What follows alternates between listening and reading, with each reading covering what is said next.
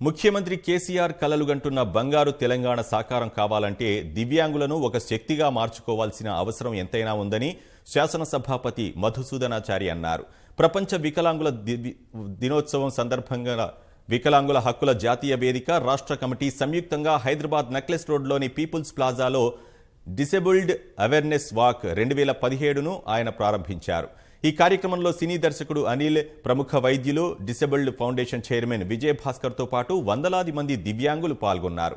ప్రపంచానికి భగవంతుడు అందించిన గొప్ప ఆస్తి దివ్యాంగులు అని సభాపతి తెలిపారు. దివ్యాంగులు సూపర్ స్టార్స్ అని రాజా ది గ్రేట్ చిత్ర దర్శకుడు అనిల్ రావిపూడి అన్నారు.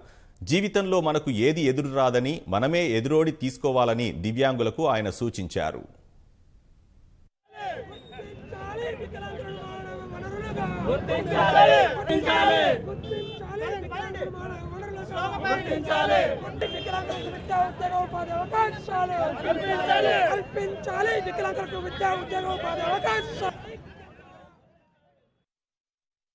శారీరకమైనటువంటి మానసికమైనటువంటి వైకల్యం కంటే వాళ్ళను వేధిస్తున్నటువంటి ప్రధానమైనటువంటి సమస్య సభ్య సమాజం వారి పట్ల చూపిస్తున్నటువంటి ఒక నిరాదరణ.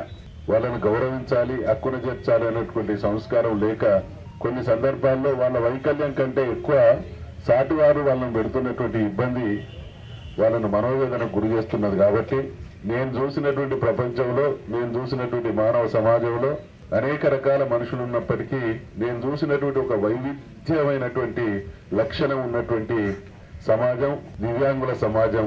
వారిలో ఉన్నటువంటి అద్భుతమైనటువంటి లక్షణం ఏంటంటే కసి ప్లస్ కృషికి నిదర్శనం మానసిక ఈ దివ్యాంగుల విషయాన్ని మనం చూస్తాం.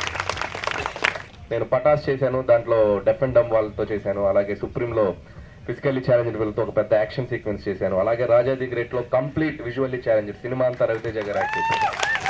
సో చాలా తక్కువ మంది డైరెక్టర్స్ దొరుకుతుంది ఆపర్చునిటీ, అది నాకు దొరికింది. ఇప్పుడే నా ఫ్రెండ్ ఒక అతను పక్కన కూర్చొని చెప్తూ ఉన్నారు, ఫిజికల్లీ ఛాలెంజ్డ్ కానీ మా లాంటి వాళ్ళని మేమేదో ఒక దీనివల్ల అయ్యామని మా మీద సింపతి చూపిస్తారు సార్. మీరు చేసే సినిమాలో మమ్మల్ని ఒక స్టార్స్ లాగా చూపించారు. So thank you so much. So me inspiration నాకు.